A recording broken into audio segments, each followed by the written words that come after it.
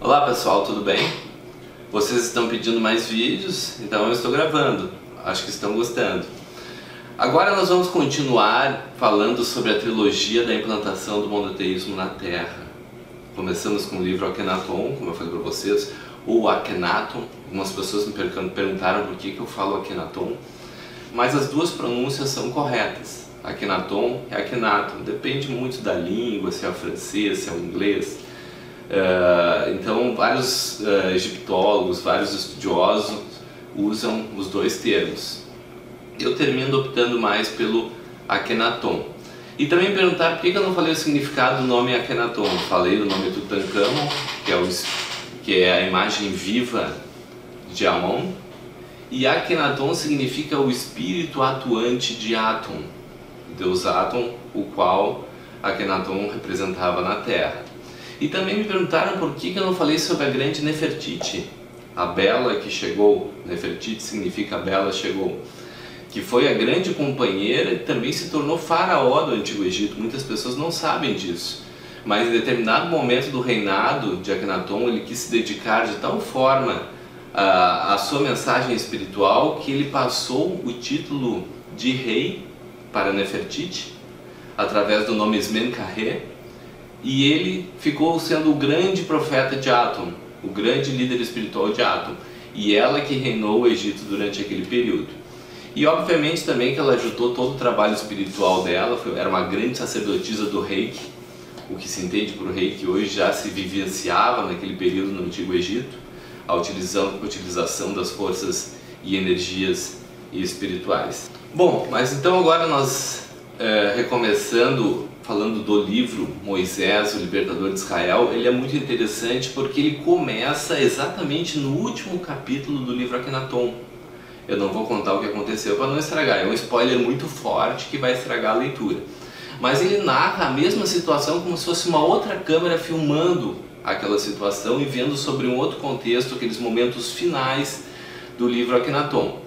E então todos aqueles espíritos, depois que terminou todo aquele processo, retornaram ao plano espiritual, desencarnaram, e daí 100 anos depois, a espiritualidade, aproveitando a necessidade de se implantar o monoteísmo na Terra, que era muito necessário para a chegada e a mensagem de Jesus, fez com que aqueles mesmos espíritos reencarnassem na 19ª dinastia do Antigo Egito, durante o reinado do faraó Ramsés II, o grande Ramsés II, o faraó mais poderoso de todo o Egito, para que juntos com outro grande líder, talvez o maior faraó de todos os tempos do Egito, o faraó Menés, também conhecido como Narmer, que unificou o Alto e o Baixo Egito na primeira dinastia, antes até mesmo das pirâmides.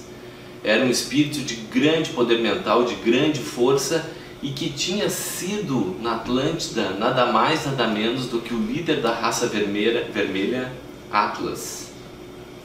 Então foi chamado para essa grande responsabilidade, para reencarnar como Moisés, esse espírito de grande força, de grande poder mental, para então implantar o monoteísmo na Terra através de um pulso firme. Primeiro veio a mensagem do amor, da paz, da fraternidade, com Akhenaton, mas como ocorre normalmente, o povo não estava preparado para, através da paz e do amor, evoluir. Então foi necessário vir um espírito guerreiro para que essa mensagem unificadora do monoteísmo chegasse até nós. Então esse grupo de espíritos todos foi convocado para reencarnar novamente, e eu estava dentro desse pacote mais uma vez, e reencarnei na personalidade de Natanael, filho do chefe da tribo de Issacar, uma das 12 tribos de Israel. E ali então a gente começou a vivenciar todo aquele período de opressão, de escravidão que os hebreus sofriam na mão de Ramsés II. Neste livro então nos mostra o nascimento de Moisés, de quem ele era filho, quem eram seus pais, e mostra tudo não com aquela visão mais fantasiosa da Bíblia, mas sim trazendo informações históricas e até mesmo científicas para explicar os acontecimentos. Explica de uma forma muito interessante as 10 pragas do Egito, como elas realmente aconteceram E o leitor então vai ter um entendimento de que tudo aquilo realmente foi possível através do desencadeamento dos fatos que ali surgiram. Natanael, então, que era eu nessa personalidade, voltou um pouco desligado das coisas espirituais devido ao trauma da rejeição da mensagem de Akenaton.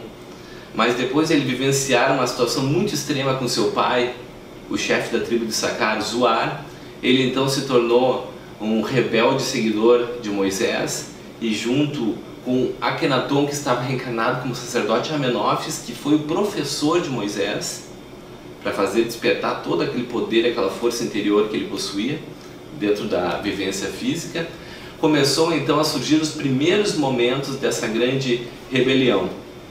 Muitas pessoas pensam que Moisés era um velho e o faraó era novinho, como reproduz muitas vezes em alguns filmes, mas na verdade Moisés era novo. Tinha poucos anos de vida quando começou esse momento de conflito com o faraó. E o faraó Ramsés II morreu com 92 anos de idade. E não foi durante o seu reinado que Moisés levou o povo de Israel para fora do Egito. Ele mesmo, em espiritualidade, compreendendo a força de Ramsés II, a sua energia, o seu poderio, o seu domínio sobre a nação, Ramsés II talvez seja o único faraó que o povo realmente identificou como um Deus vivo, porque ele viveu 92 anos, reinou por mais de 60. Muitas das pessoas vivas naquele período nunca tinham visto nenhum outro faraó e não entendiam como é que ele poderia viver tanto, porque naquela época a expectativa de vida não era muito avançada. Chegar a 92 anos de idade naquele período foi algo realmente muito espetacular.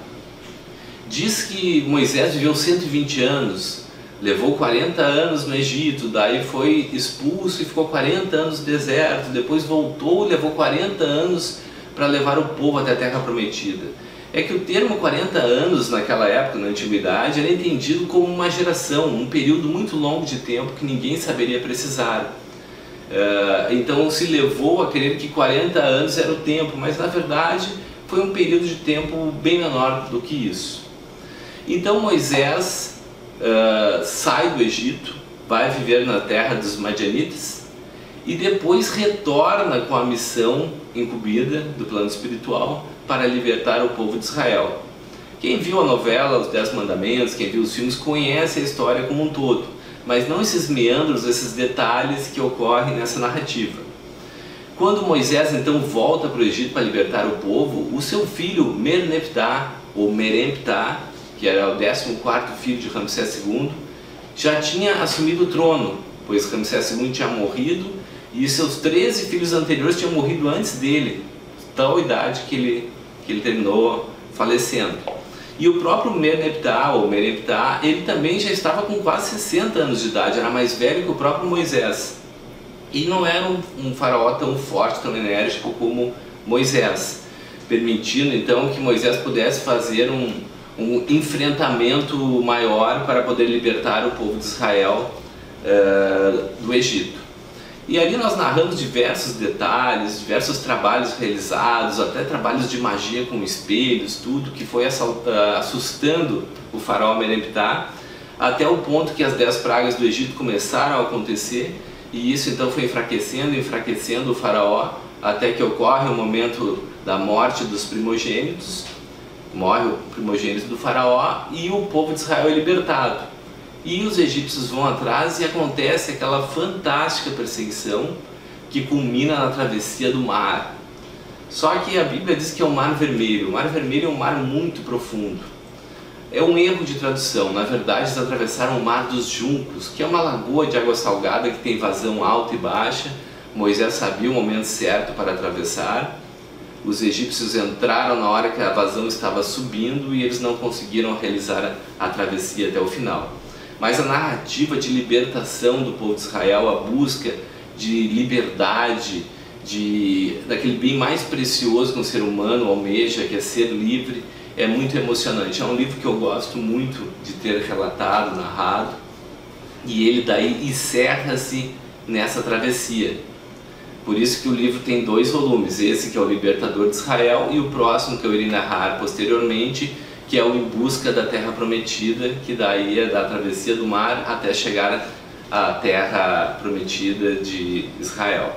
Então é isso, pessoal. Esse livro, Moisés, o Libertador de Israel, onde Hermes também está presente na personalidade de Enoque, que é um dos grandes sábios de Israel, realizando toda aquela busca de sabedoria, os ensinamentos, mostrando um tanto de valores espirituais que são muito importantes para o nosso entendimento e que nos mostram que a mensagem de Moisés, apesar de para alguns parecer muito radical, como está na Bíblia, no próximo livro que eu vou narrar, Em Busca da Terra Prometida, irei explicar um pouco mais do porquê daquele contexto tão duro. O povo de Israel ficou 400 anos cativo como escravo no Egito. E isso fez com que eles perdessem valores mínimos de honradez, de disciplina, de fraternidade, de irmandade, e que foi preciso que Moisés tivesse um pouco de pulso firme para conseguir conter todo esse grupo de espíritos, principalmente naquele momento dramático do bezerro de ouro, que está narrado no próximo livro, e quando eu falar sobre ele eu vou contar para vocês. Muito obrigado pela atenção, espero que vocês estejam gostando dos vídeos. Procurem divulgar entre os amigos, pedir para os amigos se inscreverem, aqueles que têm interesse sobre espiritualidade, porque quanto mais alcance nós tivermos, mais poderemos divulgar essas mensagens, que eu acho até um crime que livros que têm a qualidade que esses livros têm, ainda até hoje têm um alcance tão pequeno perto de outras literaturas. Obrigado pela atenção e pelo carinho. Até a próxima.